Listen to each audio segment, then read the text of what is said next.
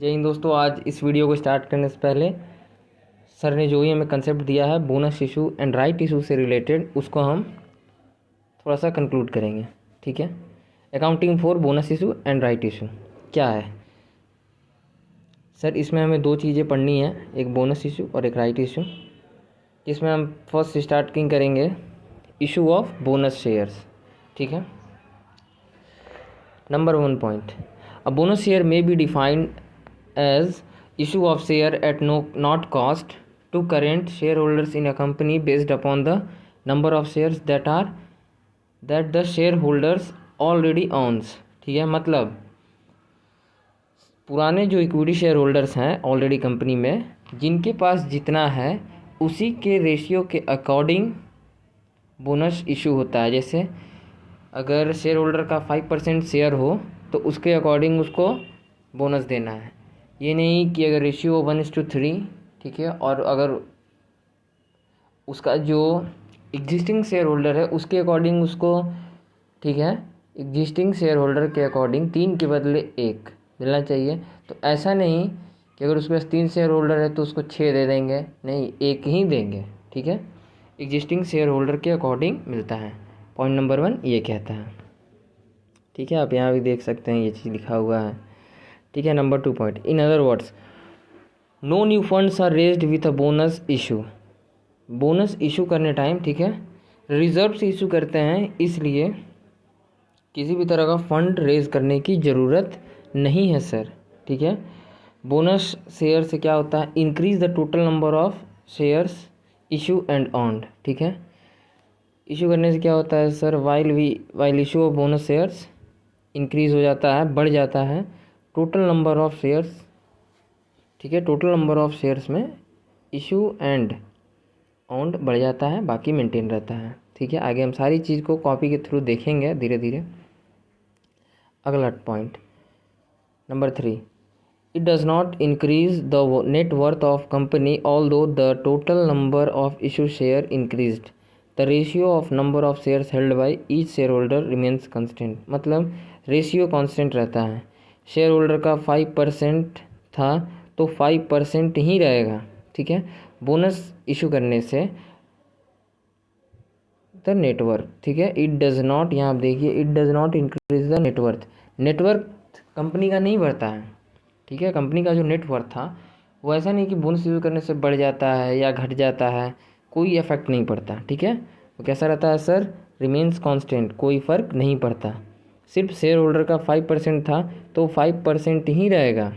ठीक है, because percentage नहीं, 1 मिनट थोड़ा बड़ा करके यहाँ पढ़ना पड़ेगा, बिकॉज परसेंटेज नहीं बढ़ता, सिर्फ परसेंटेज नहीं बढ़ता, सिर्फ नंबर ऑफ शेयर्स बढ़ जाता है। ठीक है, एग्जाम्पल के थ्रू आगे हम कॉपी के थ्रू भी ये चीज़ को समझेंगे कि number of shares existing share holder के पास पहले 5000 था तो अब आफ्टर बोनस इशू वही शेयर 6250 हो गया, बट सिर्फ इससे नंबर ऑफ शेयर बढ़ा, ऐसा नहीं है कि आपका उसमें परसेंटेज बढ़ गया। अगर ये 5% आपका शेयर होल्डिंग था कंपनी के ऊपर तो 5% ही रहेगा बोनस इशू के बाद भी। यही चीज़ इस पॉइंट का कहने का मतलब है सर। चलिए आगे देखते हैं सर क्या, नंबर 4 पॉइंट, बोनस इशू। पहले छोटा करना होगा, 1 मिनट, सही है। Number 4 point, bonus issue is known as capitalisation of profit. ठीक है, capitalisation of profit means sir क्या, प्रोसेस है, ये प्रोसेस ऑफ कन्वर्टिंग प्रॉफिट और reserve into paid up capital. ठीक है, रिजर्व को, ठीक है, जो भी रिजर्व्स था, ठीक है, उसको कंपनी से बाहर नहीं भेजें। ठीक है, मतलब बांट करके डिविडेंड वगैरह सब कुछ दे करके देने के अलावा क्या किए कि उसको सर कंपनी में ही इन्वेस्ट किए, सिर्फ नंबर ऑफ शेयर्स बढ़ा दिए, मतलब चूना लगाना।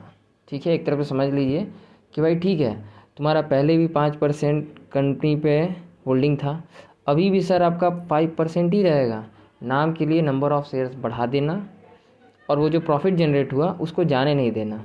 और वो बढ़ाना किस रूप में सर, रिजर्व को कैपिटल में कन्वर्ट कर देना, ठीक है।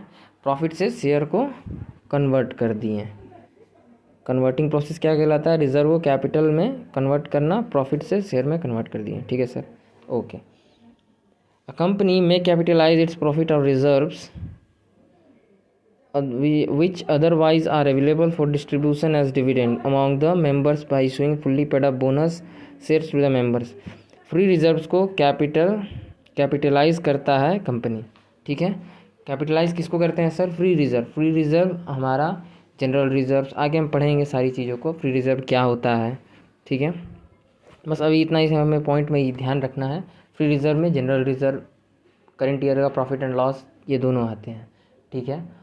बट फिलहाल इतना याद रखिए कि कैपिटलाइजेशन ऑफ प्रॉफिट और reserves means are available for distribution of dividend among members by issuing fully paid up bonus shares of the members. जो फुल्ली पेड अप किए होंगे, ठीक है, सिर्फ उन्हीं को ये चीज़ का प्रॉफिट मिलता है, ठीक है। उसके बाद चलिए अगले पॉइंट की तरफ देखते हैं। If the subscribed and paid up capital exceeds the authorized capital as a result of bonus issue, a resolution shall be passed by the company as its general body meeting for increasing the authorized capital, ठीक है, registrar of companies ROC। अगर subscribe and paid up capital आपका मान लीजिए full हो चुका है, ठीक है, 1 लाख था, 1 लाख कंप्लीट आप इशू भी कर दिए, सब्सक्राइब भी, सब कुछ हो गया। अब सर वो ऑथोराइज्ड को बढ़ाने के लिए क्या करेंगे सर, बोनस देना है। जब तक ऑथोराइज नहीं बढ़ेगा हम बोनस इशू नहीं कर सकते, ठीक है। अगर हमारा subscribe and fully paid up पूरा 1 लाख था, 1 लाख ऑलरेडी सब्सक्राइब्ड है, इन दैट केस सर हमें पहले अपना ऑथोराइज्ड कैपिटल को बढ़ाना पड़ेगा। ऑथोराइज्ड कैपिटल को बढ़ाने के लिए रजिस्ट्रार ऑफ कंपनीज ROC के पास इंफॉर्मेशन सबमिट करना पड़ता है, कुछ डॉक्यूमेंट वगैरह हमें सर सबमिट करने पड़ेंगे, तो वो चीज़ बढ़ेगा, तो जाके उसके बाद आप इशू कर सकते हैं। 1 लाख से 1.5 लाख करना है, चाहे 2 लाख करना है, जितना भी करना है आप उसको कुछ डॉक्यूमेंट वगैरह देंगे, कुछ फीस वगैरह पेड होता है, वो सारी चीज़ हमें देने पड़ती है।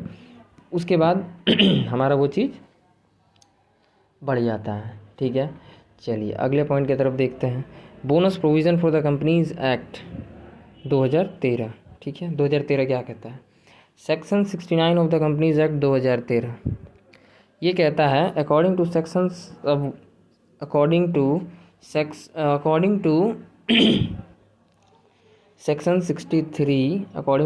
63 ऑफ सब सेक्शन 1 क्या कहता है सर, कंपनी कहाँ से बोनस दे सकता है, कहाँ से कंपनी बोनस दे सकता है, ठीक है। Issue of bonus shares company issue fully paid up, company कहाँ से शेयर इशू करेगी, and not partly paid up, मतलब जैसे जो शेयर पे फाइनल कॉल आपको, मान लीजिए आपका टोटल शेयर का रेट है मार्केट में, 1 शेयर का रेट है 10 रुपया, 8 रुपया आपको पेडअप हो चुका है, 2 रुपया फाइनल कॉल आना बाकी है, तो ये जो बाकी है इनको ये बेनिफिट नहीं मिलेगा। बेनिफिट ये उन्हीं को मिलेगा सर जिसका पूरा 10 फुल्ली पेडअप है, ठीक है, याद रखिएगा। पार्टली पेडअप को नहीं देते हैं, सिर्फ फुल्ली पेडअप को ये चीज़ दिया जाएगा। चलिए सर नेक्स्ट पेज देखते हैं।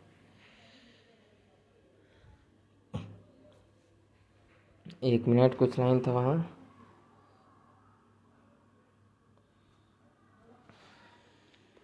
कंपनीज एक्ट 2013 कहता है कि bonus share to its member if any member whatsoever out of, कहाँ से करेंगे सर, कहाँ से करना होगा, इट्स फ्री रिजर्व, ठीक है। Free reserve means general reserve, profit and loss, ये दोनों आपका फ्री रिजर्व में आता है। सिक्योरिटी प्रीमियम, सिक्योरिटीज़ प्रीमियम भी हम पढ़ेंगे कॉपी के थ्रू कि क्या होता है, ठीक है। और कैपिटल रिडेम्पशन रिजर्व, ठीक है, अमाउंट को ब्लॉक करना, ठीक है।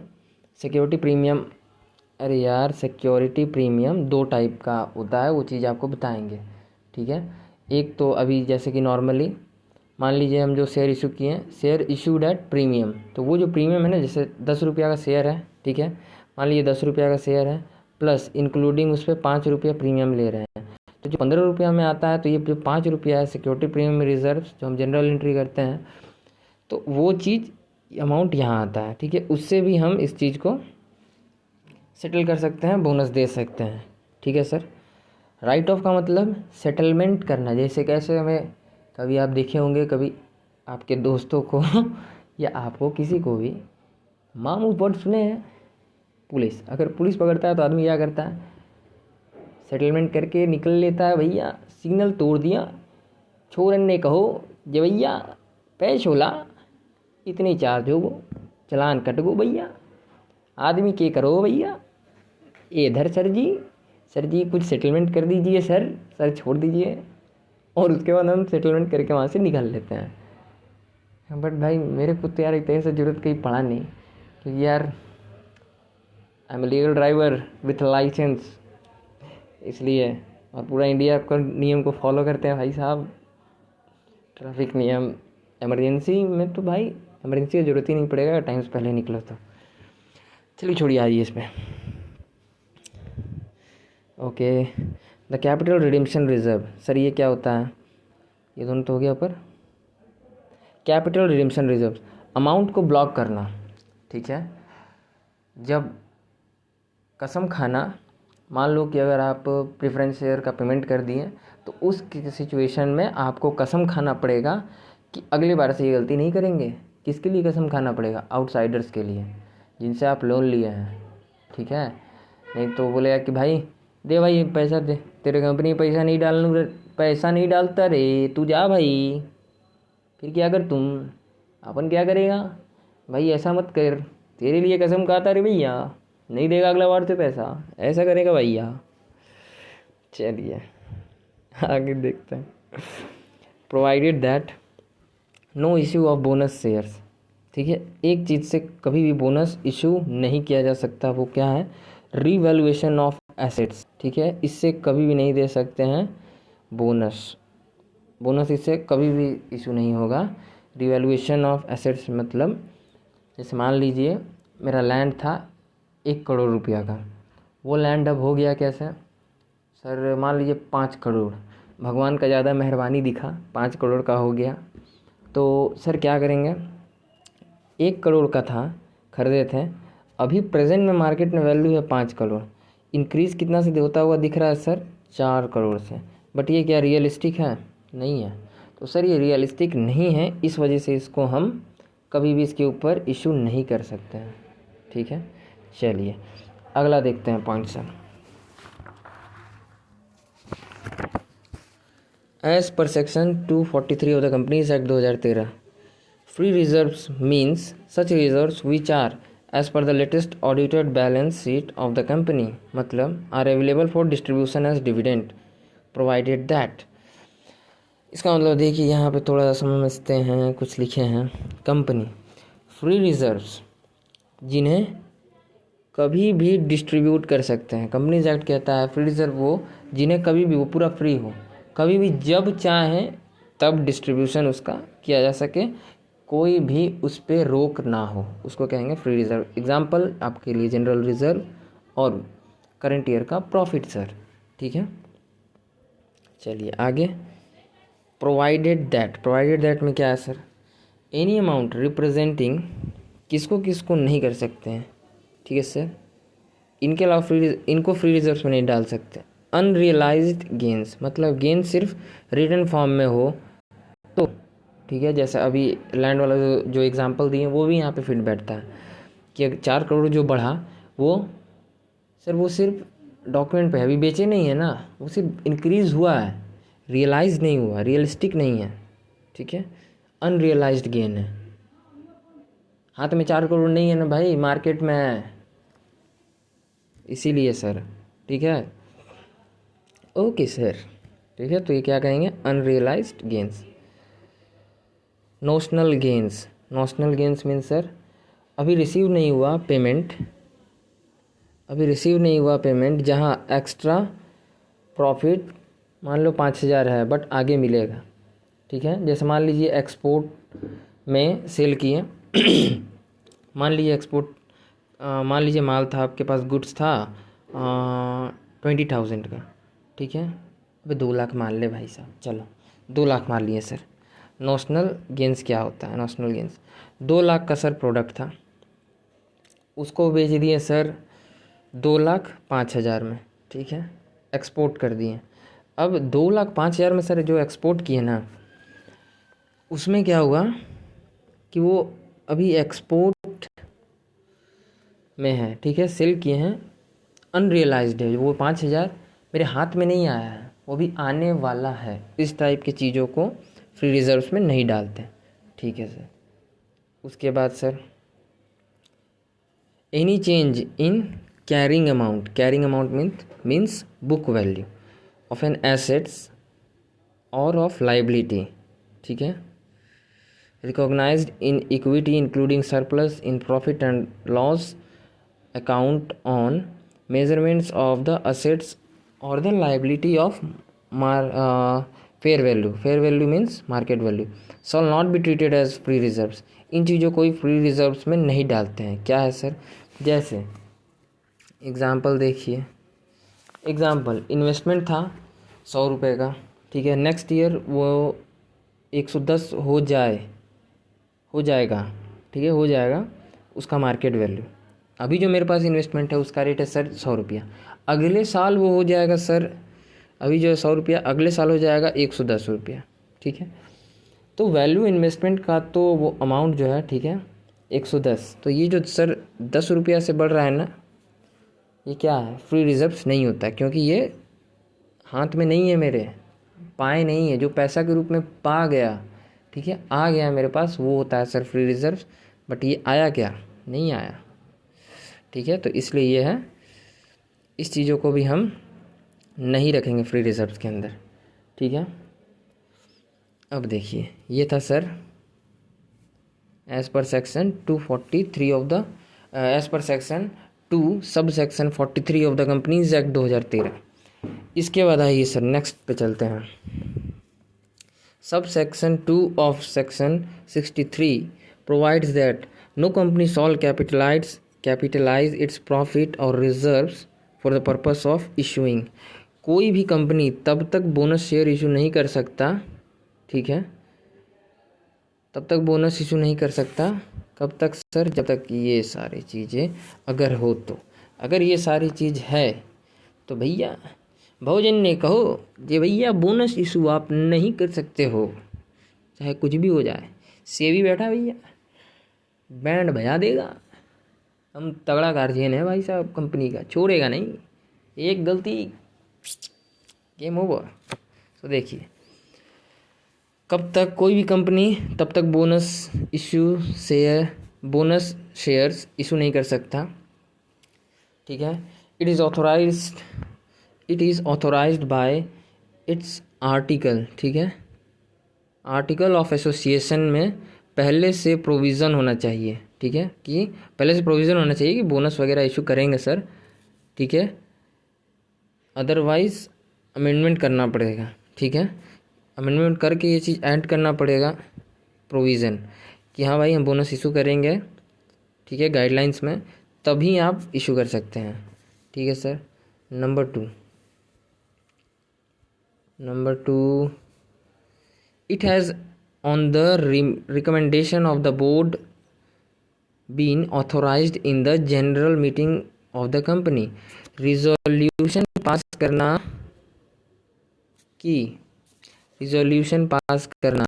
कि देंगे, ठीक है, अकेले नहीं डिसाइड कर सकते हैं, ठीक है।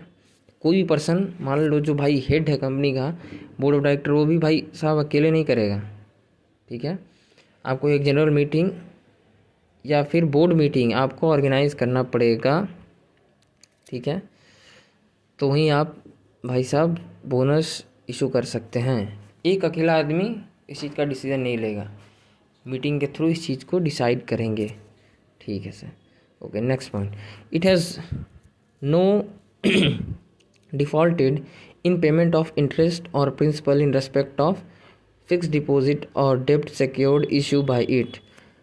डिफ़ॉल्टर कंपनी बोनस इशू नहीं कर सकती, ठीक है। डिफ़ॉल्टर कंपनी बोनस इशू नहीं कर सकता सर। एग्जाम्पल कौन है सर? जो रिडीम नहीं किया हो प्रेफरेंस, ठीक है, प्रीवियस ईयर में डिवेंचर को इंटरेस्ट। जैसे मान लीजिए कि हर कंपनी में सर डिवेंचर्स इशू किए जाते हैं, डिवेंचर होल्डर्स होते हैं, उनको सर इंटरेस्ट देना पड़ता है। अगर कोई कंपनी डिवेंचर होल्डर तक को सर इंटरेस्ट नहीं दे पा रहा है तो बोनस इशू नहीं कर सकता, वो डिफ़ॉल्टर कंपनी बन गया। अगर वो डिवेंचर होल्डर को बोनस इशू नहीं किया प्रीवियस ईयर में, तो सर बोनस जो डिवेंचर होल्डर का इंटरेस्ट था वो पे नहीं किया, तो सर वो बन गया क्या? Defaulter company. और डिफ़ॉल्टर कंपनी इशू नहीं कर सकता बोनस। चलिए ठीक है, थैंक यू सर। आगे चलते हैं नेक्स्ट टॉपिक पे। नेक्स्ट लाइन क्या कहता है sir? Next line, it has not defaulted in respect of the payment of statutory dues of the employ such as contribution to provident fund, gratuity and bonus वगैरह, ठीक है। Employ के साथ कोई डिफ़ॉल्ट ना किया हो कंपनी, ठीक है, जैसे मान लीजिए उसका प्रोविडेंट फंड वगैरह दिया हो, ग्रेट्युटी वगैरह इशू किया हो, ठीक है, जो भी गिफ्ट वगैरह दिया हो, जो एम्प्लॉय इसका बोनस होता है, आप सुनते हो भाई एम्प्लॉय बोनस, वो सारी चीज़ें अगर दिया हो, ठीक है, एम्प्लॉय के साथ ओवरऑल मतलब कोई चीटिंग नहीं किया हो कंपनी, वो कंपनी सर बोनस इशू करेगा, ऐसे नहीं, ठीक है। चलिए तो और last, the partly paid up shares if any outstanding on the date of allotment are made fully paid up, ठीक है, सिर्फ फुल्ली पेड अप पर इशू करेगी कंपनी, ठीक है, जो भी फुल्ली पेड अप शेयर्स होंगे उसी पे बोनस इशू होता है, पार्टली पेड अप पे नहीं होता। फुल्ली पेड अप मतलब 10 का शेयर था, 10 जितने नंबर ऑफ शेयर्स पे 10 रुपया टोटल अमाउंट शेयर का रिसीव हो चुका होगा, आ गया होगा 10 रुपया, उसी पे सर बोनस इशू होगा। जिस पे 8 रुपया आया होगा, 7 रुपया, 6 रुपया, उस पे बोनस इशू नहीं होगा। चलिए, बोनस सेबी रेगुलेशंस, सेबी क्या कहता है सर? रेगुलेशन सेबी है भाई, a listed company while issuing bonus shares to its member has to comply with the following requirements under the SEBI, ठीक है। जब भी रूल्स बनता है तो रेगुलेशन लेकर आता है कौन सर? सेबी। तो सेबी रेगुलेशंस लेके आया 2018 में, ठीक है, इस regarding issue of capital and disclosure requirements, ठीक है। क्या लेके आया सर रेगुलेशंस? थोड़ा सर डिस्कस करिए भाई साहब। ओके सर, आइए, regulations 294, restriction on a bonus issue, ठीक है। An issuer shall make a bonus issue of equity shares only if it has made reservation of equity shares of the same class in favor of the holders of outstanding compulsorily, ठीक है, optional के लिए नहीं है। Convertible debenture instruments if any in proportion to the convertible part thereof, ठीक है, मतलब equity share holders, ठीक है, अगर जैसे मान लीजिए एग्जांपल के थ्रू पहले समझते हैं हम इस चीज़ को। इक्विटी शेयर्स होल्डर 3 लाख है, ठीक है, तो 3 लाख था इक्विटी शेयर होल्डर, तो company give bonus to equity share holders, ठीक है। बट अभी कोई ऐसा आपने सर कन्वर्टेबल वाला डिवेंचर इशू किया हुआ है आपकी कंपनी ने, कन्वर्टेबल डिवेंचर होल्डर, ठीक है, जो कि 5 साल के बाद इक्विटी शेयर होल्डर बन जाएगा, तो ठीक है, मान लीजिए डिवेंचर होल्डर 50,000 है, जो कि sir 1 minute, equity share holder है आपकी कंपनी का, मान लीजिए 3 लाख है, उसको company give bonus to equity share holder, उसको आपकी कंपनी ने बोनस दिया। सेम आपकी कंपनी में 50,000 डिवेंचर होल्डर्स हैं जो कि आफ्टर 5 ईयर्स कन्वर्ट हो जाएंगे सर इक्विटी शेयर में, ठीक है। तो सेबी कहता है कि भाई मेरा रूल मानो वरना भाई जीडी कर दूंगा, उसके बाद कहोगे कि भैया इलाज तो मिले हो, कैसे हो वो सर जी। देखो सेबी क्या कहता है, सेबी कहता है इसे भी देना पड़ेगा आपको, ठीक है, कसम खाओ वरना डिफ़ॉल्टर कंपनी के लिस्ट में डाल देंगे। भाई साहब डिबेंचर होल्डर जब भी 5 साल के बाद आपका टाइमिंग पीरियड पूरा होगा 5 ईयर्स का, तो आपको इन्हें भी सेबी क्या कहता है कि ध्यान से सुनिए, थोड़ा सा यार ऊपर से आता नहीं है कभी कभार, ठीक है, पेन, इसी वजह से थोड़ा प्रॉब्लम हो जाता है। देखो सेबी कहता है इसे भी देना पड़ेगा, कसम खाओ वरना डिफ़ॉल्टर कंपनी के लिस्ट में डाल देंगे। किसे? जो डिबेंचर होल्डर कन्वर्ट हो जाएंगे आफ्टर 5 ईयर्स बाद इक्विटी शेयर होल्डर में, ठीक है। एग्जाम्पल, अभी से आपको मान लो अगर ये 50,000 जो डिबेंचर होल्डर हैं इनका सर अगर आपको बोनस 25 लाख होता है अभी, ठीक है, तो अभी से रिज़र्व करके आपको रखना पड़ेगा। ये कौन कहता है? किन के लिए रिज़र्व करना पड़ेगा? अभी से ही आपको सर अगले 5 ईयर के लिए आपको रिज़र्व करके रखना पड़ेगा, ताकि जैसे ही 5 ईयर कंप्लीट हो डिबेंचर होल्डर्स का तो आप उसे पेड कर दें उसका बोनस, ठीक है सर। आइए नेक्स्ट पेज पे चलते हैं। Convertible debenture instrument solve issued to the holder, उसी का पॉइंट है ये, उसी का पॉइंट है नेक्स्ट पेज पे, ठीक है। Convertible debenture instrument solve issued to the holder of such convertible डेब्ट इंस्ट्रूमेंट और वारंट एट, ठीक है, जैसे convertible debenture holders after 5 years equity share holders बन जाएंगे तो बोनस इशू कर देंगे, ठीक है, बोनस इशू कर देंगे या शेयर वारंट बना कर के रख दो, ठीक है। गारंटी देना क्या कहलाता है sir? Share warrant. Share warrant means guarantee देना कि after 5 years sir debenture holders जब कन्वर्ट हो जाएंगे तो पेमेंट कर देंगे। करना ही पड़ेगा, ये सेबी का गाइडलाइन है भाई साहब, मानना पड़ेगा भैया। चलो नेक्स्ट पॉइंट देखते हैं सर।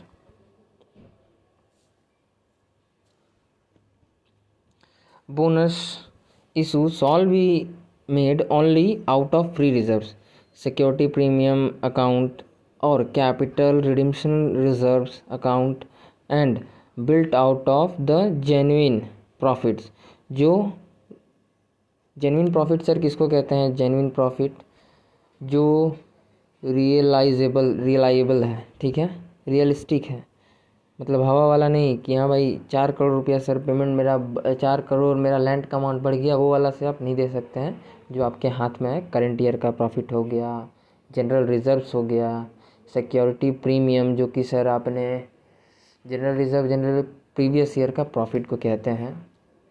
प्रॉफिट एंड लॉस तो सर करेंट ईयर का profit, general reserve previous year का प्रॉफिट पुराना प्रॉफिट है, और सिक्योरिटी प्रीमियम रिज़र्व जो आपने शेयर इशू करते या डिवेंचर इशू करते टाइम पे आपने जो लिया है, ठीक है सर। और CRR, सारी चीज़ों को हम अच्छे से बुक में भी पढ़ेंगे, कॉपी के थ्रू अच्छे से एक्सप्लेन है, सारी चीज़ों को एग्जांपल के साथ भी देखेंगे सर। CRR होता है ब्लॉक करना पड़ता है, कैपिटल को कसम खाना पड़ता है, ठीक है। Revaluation of fixed asset shawl not B capitalised for this purpose, वही चीज़ है कि बोनस इशू कहाँ से कर सकते हैं सर? फ्री रिजर्व से करेंगे। बोनस इशू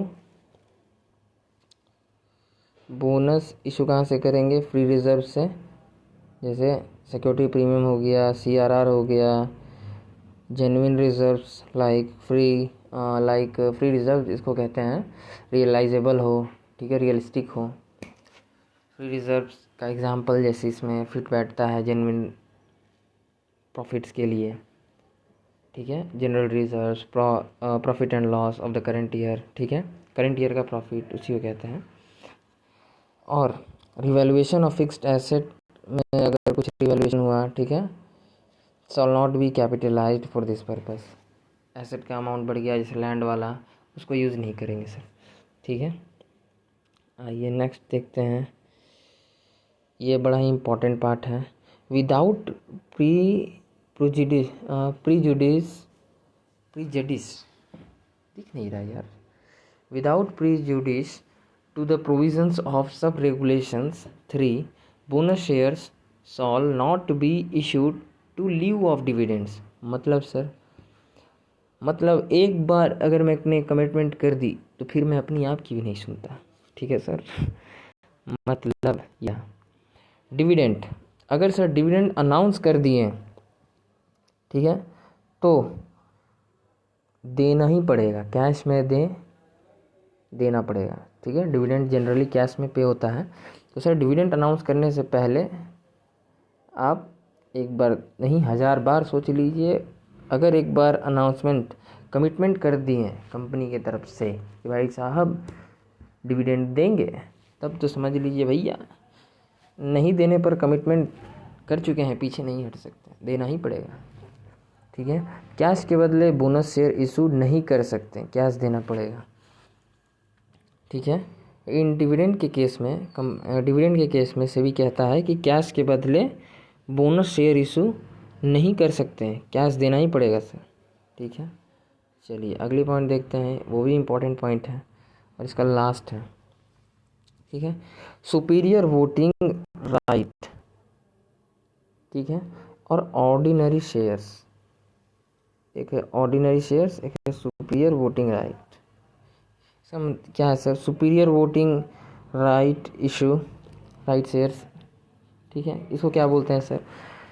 जैसे मान लीजिए कि कोई मीटिंग हो रहा है, उसमें मेरे पास 2 वोटिंग राइट है, उसको कहते हैं सुपीरियर वोटिंग। ऑर्डिनरी शेयर्स क्या है सर? ऑर्डिनरी शेयर्स मान लीजिए 1 वोटिंग राइट है। ठीक है, जनरल मीटिंग हो रहा है उसमें। अब देखिए सेबी क्या कहता है कि सर 2 वोटिंग राइट वाला सुपीरियर जो है, ठीक है, सुपीरियर वोटर्स को, सुपीरियर वाले को सुपीरियर बोनस ही मिलेगा। ठीक है, और ऑर्डिनरी शेयर होल्डर्स को, जिनके पास 1 वोटिंग राइट है, उनको, ऑर्डिनरी वाले को ऑर्डिनरी बोनस ही मिलेगा। ठीक है, ऐसा नहीं होगा कि ऑर्डिनरी को सुपीरियर दे दिए, सुपीरियर को ऑर्डिनरी दे दिए, नहीं, सुपीरियर है सुपीरियर दीजिए, ऑर्डिनरी शेयर होल्डर है ऑर्डिनरी बोनस दीजिए। ठीक है, सुपीरियर शेयर होल्डर को क्या देंगे sir? Superior bonus. Ordinary share holder को क्या देंगे सर? Ordinary bonus. दोनों कहाँ से देंगे सर? दोनों ही फ्री रिजर्व से ही देना होगा, फ्री रिजर्व से ही इसको कन्वर्ट कर सकते हैं। ठीक है, इन सीक्वेंस जिसमें अब तक देते आए हैं क्या सर? बताएंगे, जस्ट थोड़ा ही सा नीचे हम वो चीज़ पढ़ेंगे, उसी सीक्वेंस में हमें देना है। ठीक है सर, कैपिटल रिडेम्पशन रिजर्व देख ही लीजिए भाई साहब। Capital redemption reserve, securities premium, general reserve, profit and loss account, इस सीक्वेंस में देंगे। ठीक है, इसको अच्छे से कॉपी के थ्रू भी सर एक्सप्लेन किए हैं, करेंगे, पहले बुक तो सॉल्व हो जाए। चलिए अगला देखते हैं, रेगुलेशन 295 क्या है sir? Completion of bonus issue. Point number 1, share holders का अप्रूवल नहीं लिए। अब देखिए इसमें से 2 तरह की मीटिंग होती है, एक जनरल मीटिंग। इस पॉइंट को समझने के लिए सर देखिए यहाँ से नीचे क्या है, general meeting and board meeting. अगर बोर्ड मीटिंग, जनरल मीटिंग किसके में होता है sir? Board of directors plus share holders के साथ में, बोथ उसमें प्रेजेंट रहते हैं। बोर्ड मीटिंग कौन होता है sir? Only board of directors की मीटिंग को कहते हैं बोर्ड मीटिंग। ठीक है, सॉल इम्प्लीमेंट। ठीक है, देखिए approval for capitalization of profit और reserves for making the bonus issue shall implement the bonus issue within 15 days from the date of approval of the issue by its board of director। ठीक है, अगर share holder का approval नहीं लिए तो board of director लोग, ठीक है, बोर्ड ऑफ डायरेक्टर अपने से मीटिंग करके डिसाइड कर दिया कि सर बोनस देना है, तो इन दैट केस 15 डेज़ के अंदर, ठीक है, 15 डेज़ के अंदर देना होगा आपको बोनस। किस डेट से सर? किस डेट, कब तक मेरा 15 दिन पूरा हो जाएगा सर? कब तक पूरा होगा सर? देखिए कब पूरा होगा सर? बोर्ड ऑफ डायरेक्टिंग के मीटिंग डेट से काउंट होगा। ठीक है, जिस दिन मान लीजिए बोर्ड ऑफ डायरेक्टर मीटिंग करके डिसाइड किए, जैसे मान लीजिए कि 10 को, अगर 10 जनवरी को अगर वो लोग डिसाइड कर लिए कि भाई हम बोनस देंगे अपने मीटिंग के अंडर में, तो उनको 25 जनवरी तक नेक्स्ट 15 डेज के अंदर सर वो चीज़ बोनस इशू करके क्लियर करना पड़ेगा, अगर शेयर होल्डर का परमिशन नहीं लिया तो। अगर शेयर होल्डर का अप्रूवल लिया, ठीक है, बोर्ड ऑफ डायरेक्टर्स लोग मीटिंग करके, जनरल मीटिंग करके शेयर होल्डर्स का अप्रूवल लिया, तो 2 मंथ का टाइमिंग मिलता है, 2 मंथ के अंदर देना होगा। ठीक है, किस डेट से सर? मीटिंग के डेट से। यहाँ भी वही चीज़ है, मीटिंग के डेट से काउंट होगा 2 मंथ। ठीक है सर, अगला पॉइंट पढ़ते हैं। अब bonus issue once announce shall not be withdraw. वही चीज़ है, रेगुलेशन 295 के थ्रू ये चीज़ को से भी बार बार लेके आता रहा कि शॉल नॉट बी, या तो अनाउंस मत करो, ठीक है, बट अगर अनाउंस कर दिया तो ना पड़ेगा, पीछे नहीं हट सकते। कमिटमेंट मत करो, अगर कमिटमेंट कर दिया तो फिर मैं अपने आप की भी नहीं सुनता। ठीक है सर, चलिए जर्नल एंट्रीज देखिए। Upon the sanction of an issue of bonus shares, कैसे एंट्री करते हैं सर बोनस देने का इशू? बोनस इशू किए, कहाँ से इशू किए? नंबर 1, यही सीक्वेंस है, इस सीक्वेंस को स्ट्रिक्टली फॉलो करना पड़ेगा बोनस इशू करते टाइम में। ठीक है sir. Number 1, capital रिडीम्पशन reserves. Number 2, security premium account, general reserves और प्रॉफिट एंड लॉस। ठीक है, जनरली जर्नल एंट्री के टाइम में ये चारों चीज़ों को सर डेबिट करते हैं। क्यों? क्योंकि ये सर जा रहा है, और to bonus to share holders account, इसको क्रेडिट क्यों किए? क्योंकि ये आ रहा है। ठीक है सर, ये जा रहा है, टाटा बाय बाय तो डेबिट कर दिए, ये आ रहा है तो इसको बुला लिए। बुलाना, आ जाओ आ जाओ, बैठ भाई बैठ, दिमाग मत खराब करियो भैया। ठीक है, इसीलिए बुला के बैठा दिए, बोले चल भाई चुपचाप से अंदर बैठ जा, नहीं तो हम छोड़ेगा ना। ठीक है, उसके बाद upon issue of bonus shares, ठीक है, उसको शेयर कैपिटल में कैसे भेजते हैं सर? उसी चीज़ को जो क्रेडिट किया उसको डेबिट करेंगे। Bonus to share holders account, debit to share capital account. ठीक है, शेयर कैपिटल में ट्रांसफ़र कर दिए जो बोनस दिए हैं, और शेयर कैपिटल सर बढ़ गया। बोनस इशू करने से सिर्फ बढ़ा हुआ दिखता है, बट उसका शेयर होल्डर्स का होल्डिंग अगर 5% है तो 5 ही रहेगा। सिर्फ नंबर ऑफ शेयर्स सर क्या होता है? बढ़ जाता है। ठीक है, ओके, चलिए ये पेज तो हो गया। नेक्स्ट पेज देखते हैं। नेक्स्ट पेज में सर क्या बताए हैं? Right issue. राइट इशू क्या होता है? रेलिवेंट सेक्शन 62 सब सेक्शन 1। ठीक है, सब सेक्शन 1 कहता है कि जब भी कंपनी न्यू शेयर इशू करेगी, ठीक है, तो न्यू शेयर इशू करने से पहले एग्जिस्टिंग शेयर होल्डर्स को ऑफर देना ज़रूरी है। ऑफ़र देना पड़ेगा अंदर वाले को। ठीक है, इक्विटी शेयर होल्डर को। क्यों? क्योंकि पहला ऑफ़र भाई घर वालों को दिया जाता है किसी भी मैटर में, अगर वो एक्सेप्ट ना करें तो वो ऑफ़र फिर घर से बाहर बात जाती है। ठीक है, तो उसी तरह कंपनी का घर है सर, इक्विटी शेयर होल्डर्स उसके घर वाले हैं सर। कुछ भी हो जाए भाई साहब, लॉस में भी खड़ा है साथ में, प्रॉफिट में भी साथ में खड़ा है, सब कुछ डिस्ट्रीब्यूट होने के बाद कहता है कि भाई हमको मिलेगा। ठीक है, इसीलिए उसका घर वाला है, कंपनी या घर वाला, इक्विटी शेयर होल्डर्स। ठीक है, तो इसलिए सभी कहता है भाई घर वालों को कुछ राइट दें, बाहर वालों को इन्वॉल्व मत करो, पहला राइट दो। अगर एग्जिस्टिंग इक्विटी शेयर होल्डर्स उसको लेते हैं तो आप सर पहले वो लोगों को न्यू शेयर इशू कीजिए, और अगर नहीं लेते हैं तब आप फिर बाहर जाएंगे। ठीक है, चलिए क्वेश्चंस में कम राइट प्राइस दिया रहेगा मे बी, ये सारी चीज़ें हम क्वेश्चंस के थ्रू देखेंगे सर।